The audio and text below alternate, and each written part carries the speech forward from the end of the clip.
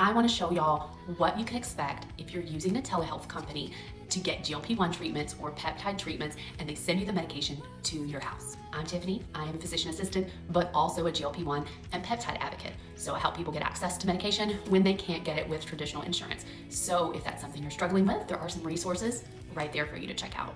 So I am also a patient. So I thought it would be helpful for me to go through the unboxing process of what happens when you receive an order, because I think a lot of people are nervous about injecting for the first time and making sure they have all the right supplies. So let's go through what happens when you actually receive your order.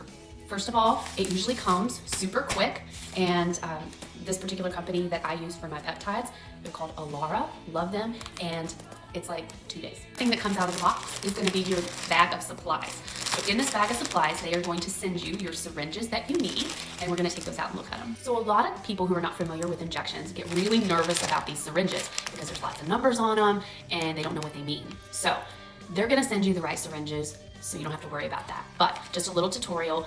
31 is referring to how tiny the needle is. So 31 is a really tiny needle. The bigger the number, the smaller the needle. Just works that way. 1 cc is how much the syringe holds.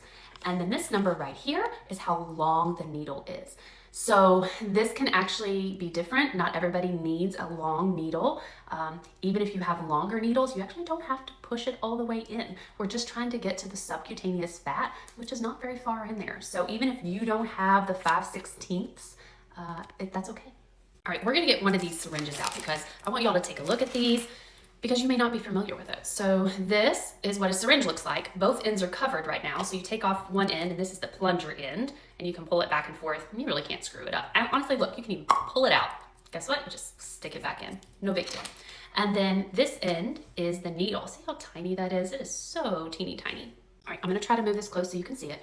There's gonna be numbers on the side of this. It is marked in units. Okay, so there you can see my syringe is marked up to 100 units. So when you pull it back, you're gonna be drawing up a certain number of units. Another really important thing about syringes, they're single use only. So once you get done doing your injection, you are going to throw these away.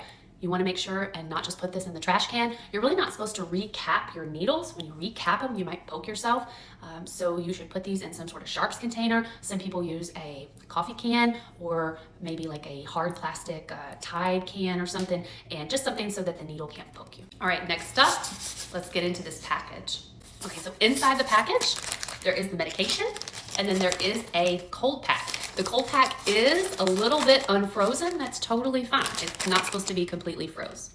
All right, now we're gonna open up the medication, and on it, this is an actual prescription. So it's got my name, my dosing instructions, and this one actually comes in a little bottle, so I can pop it open. And then inside, there's gonna be a vial. Okay, and this is glutathione. This is a peptide, and this is what the vial looks like. You don't want to throw away this, or sometimes it'll come in like a little baggie that has your instructions on it. Don't throw that away. A lot of people get confused with this vial because it will have a top on it. It's not always blue, but it'll have some sort of top. And to get it off, you actually just have to pop it off. So I'm gonna take my thumb, see if y'all can see this, and just go like this, and it's off.